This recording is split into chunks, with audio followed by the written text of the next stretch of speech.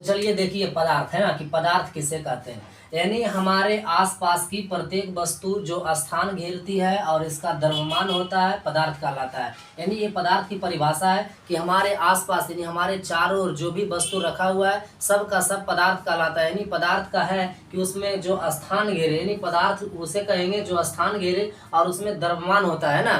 दो चीज आप ध्यान में रखेंगे, जो स्थान घेरे और द्रव्यमान हो क्या कहलाता है, पदार्थ कहलाता है। यानी पदार्थ के बारे में आप जानेंगे एग्जाम्पल क्या है पदार्थ, तो आप समझ सकते हैं कागज भी कह सकते हैं, कागज भी एक पदार्थ है। तेल भी कह सकते हैं, है ना, तेल कह सकते हैं, पानी कह सकते हैं, ये सब पदार्थ है। या तो आप स्टील भी कह सकते हैं, लोहा कह सकते हैं, जो मर्जी है आपका कहिए, ये सब आपका पदार्थ कहलाता है ना।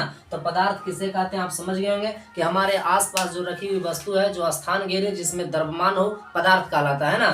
अब यहाँ पर आप देखेंगे कि पदार्थ का भौतिक स्वरूप है ना, पदार्थ का भौतिक स्वरूप मतलब इसका रूप क्या है। तो सबसे पहले यहाँ देखिए लिखा गया है कि पदार्थ कणों से मिलकर बना होता है। सही बात है ना कि पदार्थ जो बना है वह कणों से मिलकर बना है। और दूसरा आप देखेंगे कि पदार्थ के कण बहुत छोटे छोटे होते हैं। यानी जो पदार्थ बना है कणों से मिलकर बना है और कण जो होता है वह बहुत छोटा छोटा होता है ना। ध्यान से देखेंगे पदार्थ के कण बहुत छोटे छोटे होते हैं। अब आइए अगला क्वेश्चन में कह रहा पदार्थ के कणों की क्या विशेषताएं होती है कि पदार्थ के जो कण होती है उसका विशेषता बताएं। तो आप कहेंगे कि पदार्थ की निम्नलिखित विशेषता होती है ना, पदार्थ के कणों को निम्नलिखित विशेषताएं होती है जो कि आपके सामने हम 5 यहाँ लिखे हैं। देखिए ध्यान से, नंबर 1 में कह रहा कि पदार्थ के कणों के बीच रिक्त स्थान होता है। आप ध्यान में रखेंगे कोई भी पदार्थ रहेगा यानी तेल रहेगा, कागज रहेगा, पानी रहेगा, स्टील रहेगा, उसके बीच में स्थान जो होता है वह क्या होता है तो रिक्त होता है। रिक्त मतलब होता है खाली है ना, यानी पदार्थ के कणों के बीच रिक्त स्थान होता है, पहला विशेषता। दूसरा देखेंगे